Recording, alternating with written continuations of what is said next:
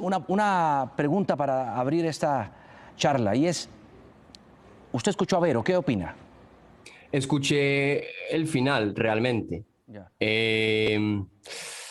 Bueno, lo primero es que a mí me gusta pues como escuchar personas como con puntos de vista diferentes, pero hay una parte a mí que me pareció pues un poco extraña y es cuando habló sobre todo de que se sentía de alguna forma representada pues en los diálogos nacionales que están haciendo.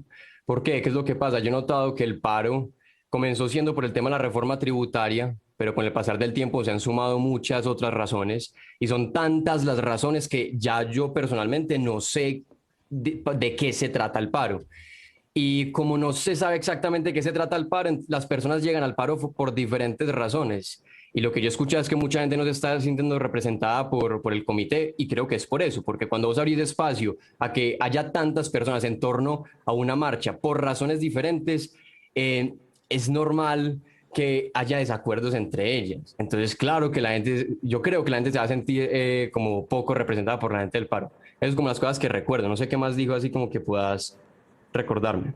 Bueno, pero Pedro, ¿usted está de acuerdo con las movilizaciones, con el paro nacional?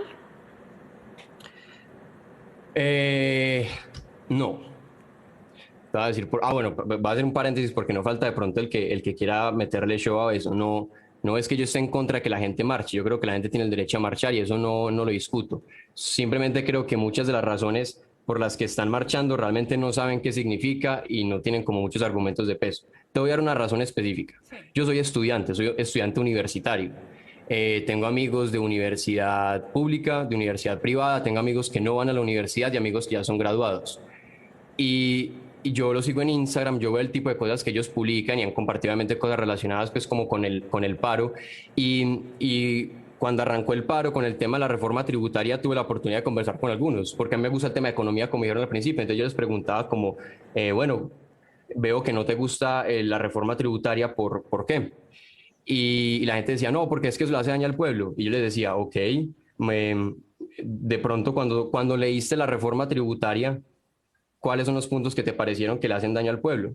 Y había un silencio rotundo, o sea, la gente realmente no sabía cuáles eran los puntos por el hecho de que no se habían leído la reforma tributaria. Entonces yo creo que mucha gente realmente desde el principio empezó a salir contra algo sin siquiera haber estudiado ese algo. Y me parecía que eso era un acto de alguna forma incoherente y también irresponsable, que yo esté criticando algo que ni siquiera sé qué es. Entonces, hoy el joven quiere ser protagonista, hoy el joven quiere ser parte del cambio, quiere ser relevante. Yo y válido, o sea, qué bueno que el joven quiera hacer eso, pero entonces yo lo que diría es como, bueno, vos quieres ser parte del cambio, o sea, de verdad quieres ser relevante. Bueno, comienza por leerte los documentos de las cosas que vas a criticar. Entonces creo que mucha gente desde el principio salió sin saber por qué salía. Y después empezaron a salir muchas otras razones. Entonces me es difícil decir como que de verdad apoyo algo cuando son muchas razones las que están en juego y tal vez estoy de acuerdo con esta, pero no con estas otras 10. Entonces, sí, de alguna forma me parece que es como hay como una mezcla de diferentes posiciones ahí en donde se presta para muchas cosas y no es claro lo que quiere. Entonces, yo si voy a apoyar algo necesito saber exactamente qué es o qué es lo que está defendiendo. ¿Cuántos años tiene usted, Pedro? Juan Diego, yo tengo 21 años. 21 años.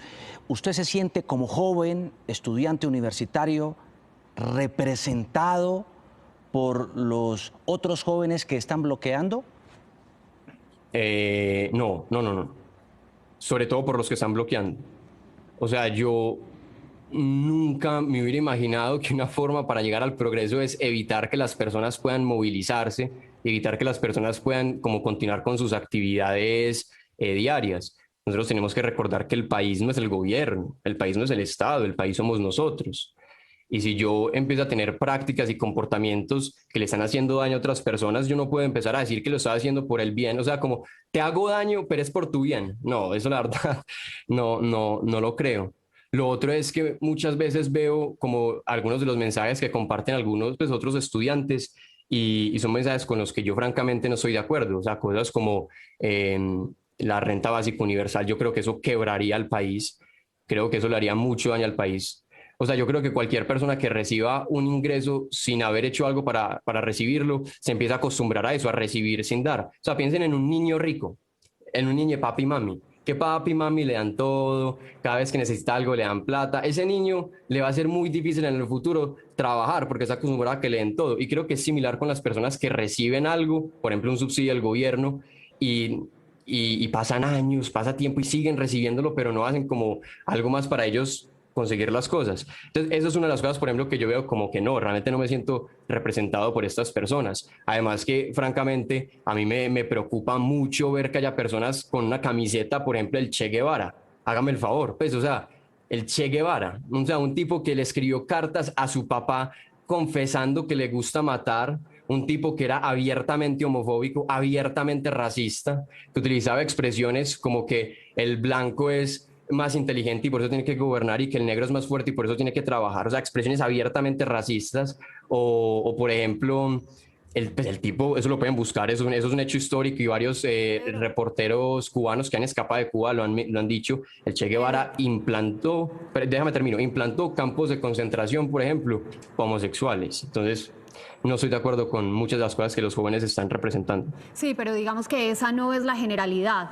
Una camiseta no puede representar el clamor de muchos jóvenes que además tienen de verdad reclamos legítimos. Y no son solamente los jóvenes, ellos cobraron un protagonismo, pero hay muchas personas que están en las calles, miles de colombianos que han salido a protestar por cosas que de verdad sabemos que están pasando en el país, que existe una pobreza en aumento y que se ha incrementado por efectos de la pandemia y por efectos del paro, que es verdad que tienen accesos limitados a la educación, que es verdad que el salario entre mujeres y hombres tiene también una brecha abismal, que las condiciones de acceso para las mujeres laborales y de educación en muchas oportunidades también son limitadas. Son también clamores reales. ¿Qué piensa usted con relación a eso? ¿Cuál es la manera para que el pueblo se pueda hacer sentir y le reclame también a un Estado para que se ocupe de esos asuntos? Ok, eso es cierto lo que dices, es verdad. Y me equivoqué al decir, bueno, me equivoqué en el sentido de que se me olvidó hablar como la generalidad. Esa de pronto es la generalidad. Bien. Y es cierto. ¿Qué es lo que yo creo? Que primero nosotros tal vez no tenemos las oportunidades que queramos, tal vez no son suficientes, pero tenemos algunas. Lo primero que nosotros tenemos que tener en cuenta es no le hagamos daño a las oportunidades que tenemos. Supongamos, nos preocupa la falta de empleo. Ok, si nos preocupa la falta de empleo, no destruyamos negocios, porque lo que va a hacer es que haya más desempleo. Entonces, lo primero es que cuidemos las oportunidades que ya existen. Ya lo otro es que nos hagamos la pregunta, ¿de qué manera podemos crecer el número de oportunidades? ¿Cuál método se puede lograr para eso? Y ahí es donde yo, por ejemplo, difiero con muchas de las personas que están marchando, porque, digamos, la perspectiva de estas personas ha sido, vamos a exigir algunas cosas, hay cosas que se tienen que exigir, la cosa es que muchas de las cosas que exigen a veces son, digamos, económicamente inviables. Entonces yo creo que cuando uno va a proponer que se haga algo en específico, primero tiene que estudiar la viabilidad de algo, si es matemáticamente posible, y, y por ejemplo, yo personalmente, ¿cómo creo que podríamos generar más oportunidades a las personas? Yo, por ejemplo, creo que algo positivo que ha salido del paro es que tenemos, a criterio general, muchas personas estamos en torno a la idea de que el Estado es corrupto. El Estado, no específicamente el gobierno. O sea, independientemente de cuál sea el gobierno, la gente está diciendo que el Estado es corrupto. Ok, si el Estado es corrupto, no le demos más poder al Estado. Esa es un poco la visión contraria de muchas de las personas que están allá. Muchas personas que están en las marchas dicen, el Estado es corrupto, me tiene que dar más cosas, y para que me dé más cosas tiene que ser más grande. Yo lo que creo es, si el Estado es corrupto, no lo hagamos más grande, o sea, no le demos más poder a algo que es más corrupto, más bien tratemos de hacerlo más pequeño. Entonces yo creo que disminuyendo el número de funcionarios públicos, el número de congresistas, podemos ayudar bastante para el tema de corrupción, de forma que, o sea, yo a veces pienso en el Estado como si fuera una fiesta. ¿Dónde creen que es más fácil que se pierda una plata? ¿En una fiesta de 200 personas o en una fiesta de 50 personas, por ejemplo? Creo que es más fácil que se pierda entre 200 personas, son más. Entonces, así ve el Estado. Si metemos más funcionarios públicos, creo que se va a perder más plata. Es más difícil señalar, es más difícil ver quién está robando. Entonces, disminuyamos el Estado. Así podemos acabar un poco más la corrupción, así podemos guardar un poco más de recursos y podemos utilizar esos recursos para llevarle oportunidades a las personas que de pronto no las han tenido.